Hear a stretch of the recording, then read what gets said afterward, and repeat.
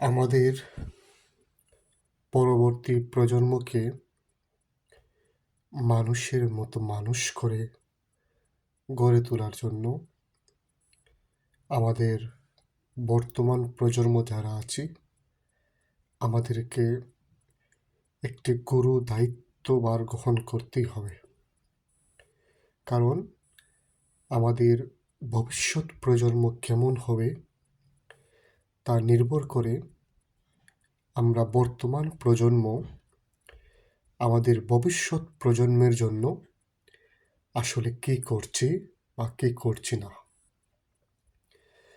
আমাদের ভবিষ্যৎ প্রজন্মের জন্য আমাদের অনেক স্যাক্রিফাইস, অনেক ত্যাগ স্বীকার করে তাদের একটা উজ্জ্বল ভবিষ্যৎ, উজ্জ্বল জীবন, একটা শান্তিপূর্ণ জীবন তাদেরকে উপহার দেওয়ার জন্য আমাদের বর্তমান প্রজন্ম বা প্রেজেন্ট জেনারেশনকে একটা গুরু দায়িত্ব পালন করতেই হবে। কারণ আমাদের উপর নির্ভর করছে আমাদের আগামীর প্রজন্মের ভবিষ্যৎ।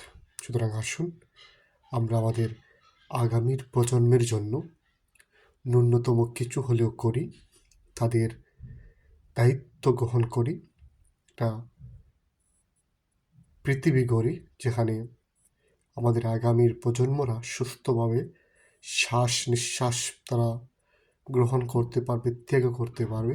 আমরা এমন একটি সুন্দর, সুশৃঙ্খল এবং বসবাসের যোগ্য একটা জগৎ তাদের জন্য তৈরি করি।